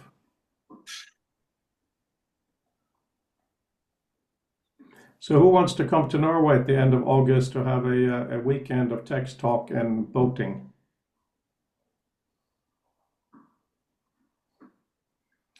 The enthusiasm. It does sound very interesting. I would need to look at the practicality of it. I don't think my chances are phenomenal. But that it's an interesting, yeah. Yeah, the last Future of Tech Social, I think, was very useful. And, you know, I hope we can have more in different locations, but particularly in the summer, Norway can be quite enticing. We have a little boat we can go and get cinnamon buns with. So you see, now you're sold. Now, we have some more time, and I think, what do you guys find to be the most interesting, fascinating, or important? There are no dates for Norway yet. I'm thinking most likely mid to end August, Leon. But yeah, what kind of movements do you want to do in XR? And it's a shame Dini's not here. She had a meeting to go to, because it comes into so much sense of identity. You know, I saw Edgar moving in different ways today, and I was like, that looks very much this or very much that. You know, there's female movement, there's male movement, there's aggressive movement, there's passive movement. You know, these things are really important. Yeah, there's Tai Chi, absolutely. You know, who do we want to model these movements on? Action heroes or meditators, etc. Who do we want to be? Our poses, our stances changes how we feel, obviously. So we've got to keep these things in mind. A thought, sort of that I think links to that and goes back to something that Rob raised about sort of gestures. There's two things. One is gesture capture. So possibly, and I don't know, the doubtless, I'm sure Fabio's going to tell me this is all a sorted problem, I don't know. But so you have a gesture, and so it's an interesting thing, in a sense, how you capture it. And the flip side is, to go back to Rob's point, the training thing, because I suspect it doesn't need to be exact. So it's almost useful in the way of being able to have a sort of gesture training thing where you do the gesture and you know whether you're both told whether you sort of passed or failed, or the gesture has been detected. But at the same time, you're able to explore the sort of the envelope of what can be detected. So case in point, if you're doing a throwing gesture, I suspect if you film everyone, they'll all do it slightly differently. Their intuitive sense of what a throw is, you'd see them all as a throwing gesture, but actually when you looked at exactly how it worked, everyone do it slightly differently. So you not only need to know what the gesture is, but it's also useful to know how closely you've got to fit to a model. So there's sort of quite an interesting challenge there in building the sort of trainer, because it's one thing to say, oh, you do this gesture, but again, and a gesture might be very particular to a locale.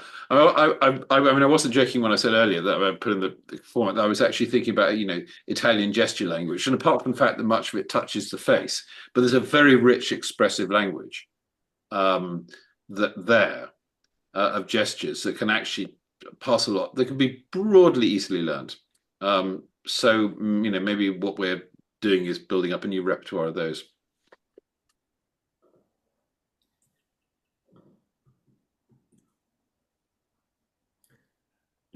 Okay, I'll just pick this up then. So what you're saying, Mark, is the system may need to learn about our range of motion, so to speak, to see how close we are to the ideal, or? Well, there are two sort of things. This one is you might want to do, your sort of, your gentle provocation to us is, well, what sort of gesture would you like to do? So you might think of a gesture you want to do, but how do you, if you say are not a programmer, how do you actually capture that and sort of put it into thing? And I suspect it partly links to some of the stuff Fabian's showing us, but I just sort of put that as an open question. The flip side is that once a gesture has been sort of defined within a system, how we learn it, if it's because even if we know what the gesture is, in other words, we understand the implication of the label that is used to describe the gesture, it may be that our gesture is for whatever reason slightly off from what the system understands. So you sort of need a thing. You need a way to be able to say, right, I'm going to make the gesture you asked me to make, and I need to be told whether I'm doing it right. So I can sort of explore the envelope of how exactly I've got to hold my hand or my arm, or what the range of movement is. These are just things that we're going to end up having to build.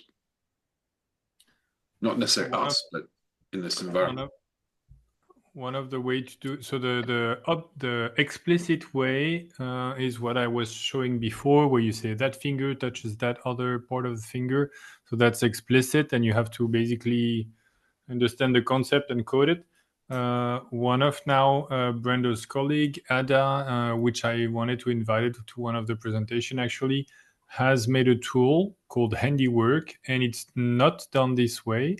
It's done rather by you do the gesture and you do it a couple of times. If I remember correctly, honestly, I did not use it because it's not implicit. It's kind of like trained on a number of poses. And in terms of not having to formalize what you have in mind and just basically program it in the traditional sense. So there are different ways. The explicit one, the one where you repeat the gesture, and it does give you a little bit of leeway. And eventually what you can also do, which I don't know if she does it, is it's a distance to the repertoire of gestures. And you say, oh, you were nearly doing that open hand, you were like half and that's probably feasible. I'm not sure if that's the case yet. So there are different ways depending on your needs and preferences. I don't think one is better than the other, but it's and it can be like, let's say, intellectually tractable rather. It depends, I think, on the goal and the performance and like a lot of different just preferences. Thanks.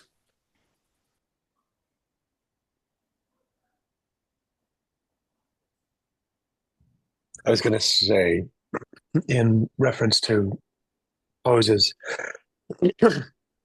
there are two major constraining factors. One is sort of transient, based on with being the detectability of a given sort of gestural phrase, and then one is the ergonomic reachability of it. And different people are different, but we all have very different finger strengths within our ring finger to our index finger, more or less universally. Like, you can measure it down to the Newton of what is a comfortable force, and people know them. But then there's also things, and so one of the things that we should be aware of in building, phrases and embodied things is that we can help give engineers problems to solve, and so that if there are useful things to be had by way of being able to distinguish between this and this, if they can become meaningful for us, then people will be able to step over millions of dollars of research and development funding in order to get toward a solution. But then there's also the sort of the relative. I think I've mentioned this before, and people are confused by it, but phrasal distance is an important thing within text and spelling correction. This concept of Levenshtein distance is how many permutations you have between one character phrase and another is something that you can use to compute, well, what's the likelihood that this person actually meant that, given sort of the token distance between those things. But those phrasal distances can also be, you can compute color distance, you can compute gestural distance. And so having an action repertoire that is related to the totality of all of the things that exist within it give you a much better sense of how detectable and how distinguishable those things are, both ergonomically within like the human capacity to be able to plan those things, and sort of augmentedly insofar as a digital system has the ability through whatever means to be able to pick it up. And the second one is initially a hard ceiling, but gets a lot softer as people determine that that's a worthwhile thing to do. Another thing to think about is, are folks familiar with Huffman coding?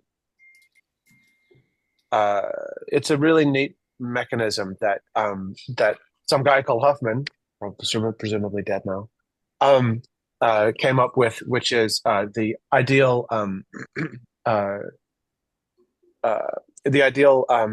frequency biased frequency as in the frequentness of something occurring, frequency biased signal encoding for a specific thing. So if you have all of the letters in the English language and you are using it to depict the English language, then the fact that any given letter has something like a 15% chance of being an E means that by far and away that it's best to make it so that the briefest representation of anything is for that E, and that its briefness is in proportion to its sort of expected finding in a given space. And so that means that if you have an action repertoire of 10 things, then you have one ideal sort of distribution of the phrase complexity for that specific thing, if they are of a uniform probability of occurring, but they are going to be more biased, so that the 10th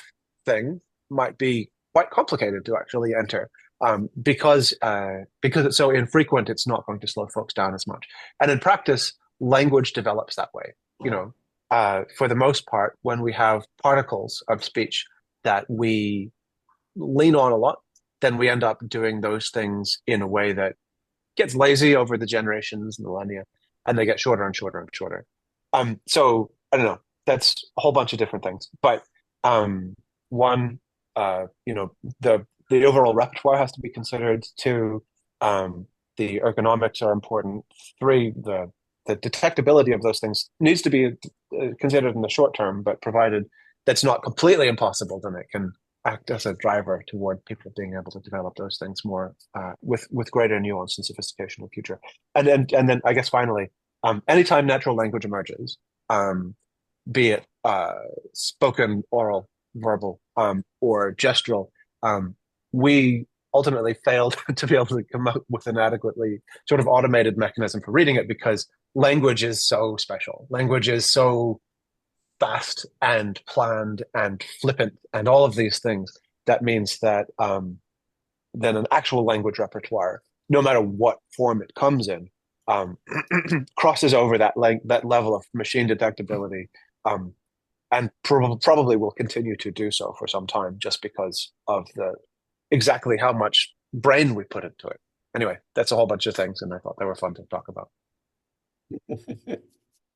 Yeah, amazing. So this goes back to why I made some options a bit harder. Some should be harder. I remember Mac OS 8 was too easy to tear menu items off.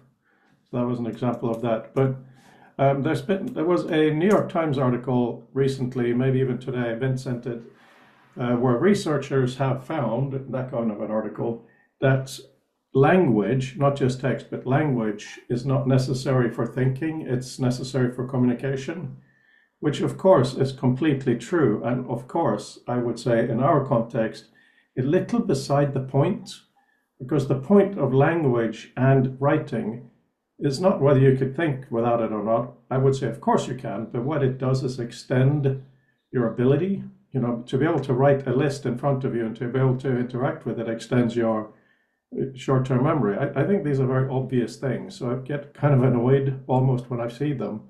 But the question here is, how do we want to now, with our bodies, want to extend ourselves, or extend our thought? That's what we're talking about, right? There was a great little thing on BBC recently.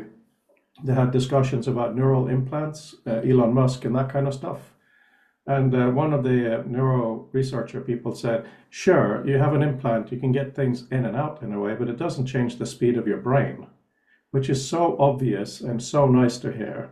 And I think that, you know, we all here have, even with our augmentations of, you know, glass in front of our eyes, our vision is pretty darn good. And we have these incredible movement abilities in the world. So I really think neural implants, for some medical cases, of course, they're brilliant, maybe for other cases.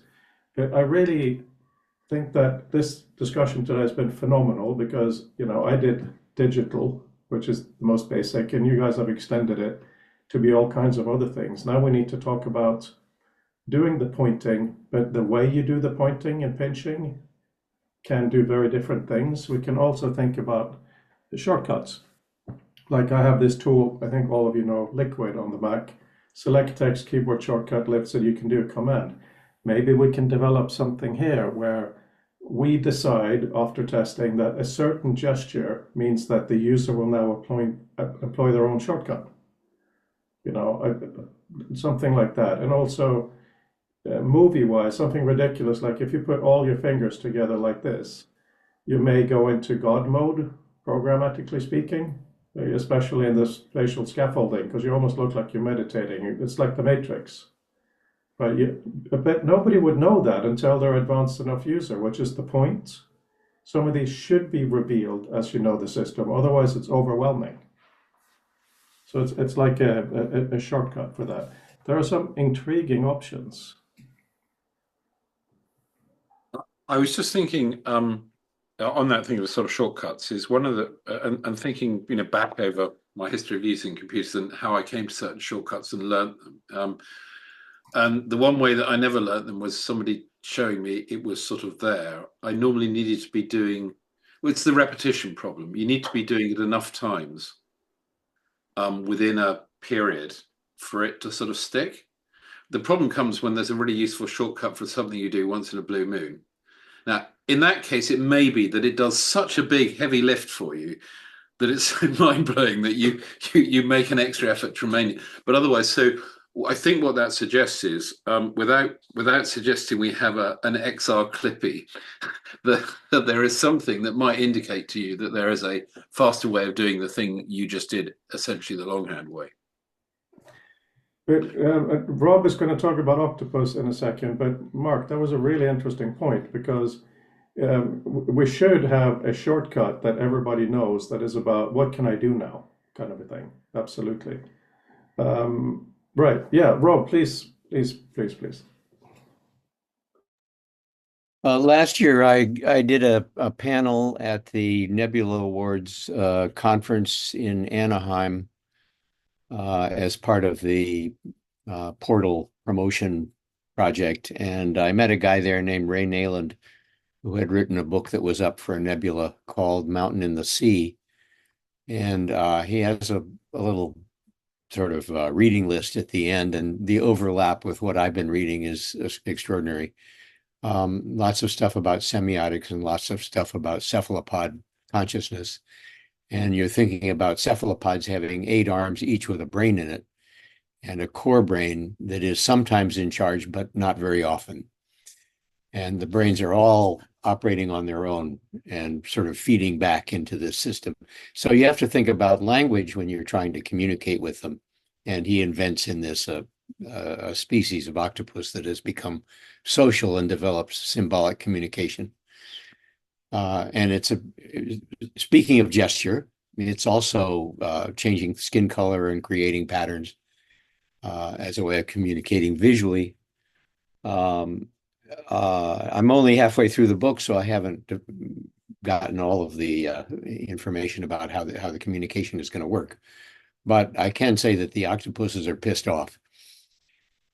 And it reminds me of Arrival as another example of how you try and develop communication with a mind that is structured very differently from ours.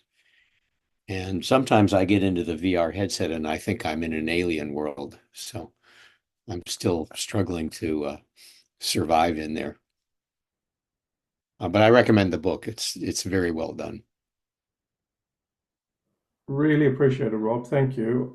Also, guys, Other Minds is quite beautiful octopus book. Now, when you talk about Arrival, that circular language is, of course, nonsense. Good nonsense, provocative nonsense, but it isn't a realized language. However, one thing we may want to start playing with here is something like that for our annotations. Right now, we're just thinking of annotations as normal text onto something. That's extremely limiting, and it's fine and useful, but how can we annotate, like we can scroll on paper?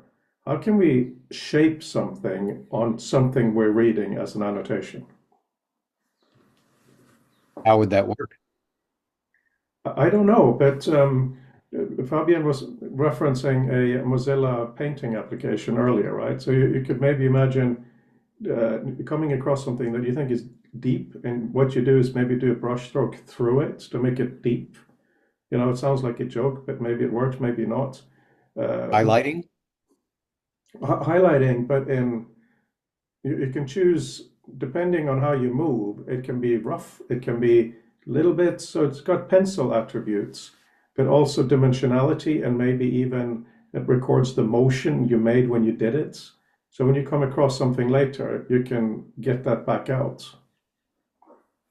Because Yeah. annotation Recording is the an sound as well. incredibly. Sorry, Brandel. No, it's just recording the sound as well. I've done that before, sort of poking at something and then having a short audio clip that exists at that space. Yeah, so you know,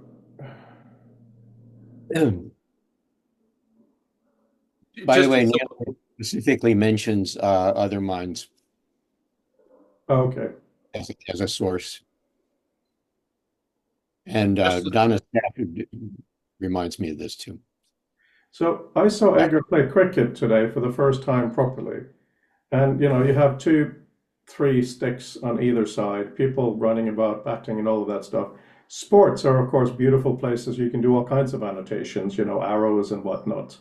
But if we, for a moment, ignore the Dini gray background space and choose to think for a moment in a virtual or real space, I could imagine arranging our papers in the proceedings very much spatially, and then use our kind of annotations to draw connections and shapes around it as an alternative view. So that could be one of those things you could switch in and out of, you know, cylindrical view and a hang on, fits onto things and so on. But I see your hand, Mark, sorry. Yeah, no, I was simply thinking, as you said, you know, well, how would I do it? I mean, I think what that system is slightly changing one's approach to the annotation. So now we sort of take reach for our annotation tool of desire, be that doing a sound little clip, as Brendel just said, or our favorite annotation tool, or we've got a sort of highlighter pen or something. What I think is implicit in what you were sort of saying is that thinking how that, so in other words, rather than thinking I'm going to make an annotation, is thinking I'm going to make this sort of annotation, which would lead to the gesture you'd then make. Because I think to some extent you've got to lead, just sort of, I know that our feelings about AI is at the moment we just want to do stuff and heck, let the computer figure it out. But I'm not sure we're quite there yet. But certainly that I think it's really interesting to basically have potentially have a sort of gestural in method to that leads to various forms of annotation. So when it comes to AI, just want to put my hand up and make a statement. I believe very firmly that we need to think about AI as every single tool we have is the most intelligent thing you could ever imagine, even just underlining something. In the sense that Brandel a long time ago said, we shouldn't worry about wasting pixels. Now we're at the point we shouldn't worry about wasting, let's not use the word intelligence, maybe processing, right? I mean, Brandel, if I'm not wrong, the new MacBook Pros, the AI neural engine or whatever, it does what, 38 trillion operations a second? Right. That's believable. I'm not familiar with the specific numbers, but yeah. So the thing is, we're watching Black Elements, Dark Elements, or whatever, Apple TV series, and there's something quite relevant there, really briefly. It's based on the parallel multiple worlds theory. Everything branches all the time. It's all quite fun. But I was thinking, if that is true, and it may very well be in reality, because space might be infinite, that every version of everything is happening, that probably means that every time an atom goes this way, not that way, a new world is spawned. Maybe not, but either way, you know, in this detective story of trying to find something, you have to narrow it down to other worlds that are really similar to the one you're living in now, right? So I could imagine as a sci-fi plot device that there is an algorithm to do that. that you go through and you can figure out how to do that. But of course, this algorithm doesn't last forever. It lasts for a short period of time. So my thinking last night was, imagine if this algorithm required specifically Apple M4 chips, which are coming out, let's say, next year, in order to function. So in other words, our ability to understand multiple universes cannot be done until this particular level of computation becomes available at a particular rate. So that was just fun. But in our world here, it is absolutely insane. I don't think we really started thinking about how super powerful these things are. And it could be quite fun, even though we don't have access to all of it in WebXR yet. But I mean, you're all Douglas Adams fans, obviously. You know the super intelligent elevators, right? This is where we are. Everything has the brain of the biggest genius that's ever lived in certain ways. In certain ways. No. Not But that's Marvin the not in paranoid conversation. robot, brain the size of a planet, and look what they make me do with it. Yeah, exactly, Mark. But as Fabian was rightly shaking his hand, not as a fully formed being, of course not, but in very specific ways. I think what one genuine challenge at the moment is sort of, to a certain extent, AI will do something very fast, but not necessarily to any useful effect. So it'll do something we can do, but without the intelligence of a human being. If you give it a pattern, it can find that pattern faster than we can. But it's not so good at finding the patterns or finding the meaningful patterns. I mean, it will change. So the difficulty is, yes, it's all around and it's at arm's length, and you can have it for all sorts of things. But I'm aware lots of things I use have an element of going on under the hood. But just now I was looking up the Delta chat, and Google was absolutely damn sure I wanted Delta Airlines, and it wasn't going to be persuaded otherwise. Yes. But it's that sort of it's not yet, apart from people who are deliberately experimenting with it and looking for stuff, it doesn't generally at the moment yield outside some really good. I mean, it's doing also really significant stuff, but my observation is all the stuff that works well is actually very highly bounded, for obvious reasons. So there's actually less ambiguity, and I don't say that's a negative. But what I do mean is that I'm yet to be excited by the presence of AI, because at the moment it doesn't do anything useful for me. Yeah, I know I've heard that very, very often.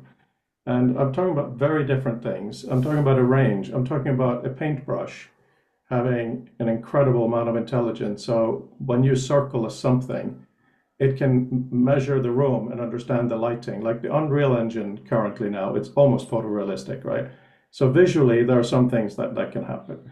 When it comes to basic extraction of stuff, I know it's not a popular opinion in this community, but our record, if you look at the last few weeks, I think it's pretty phenomenal.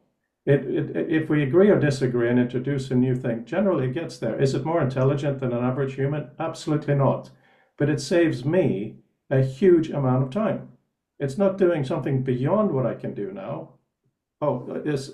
See you later, Brandel. Look forward to. I'll escape too, because I don't think I can contribute more to this. But, No. I have to finish as well. I'm just saying, let's keep our mind open to AI. That's all. Bye for now, guys. Love you all. Bye-bye. Bye-bye. Bye.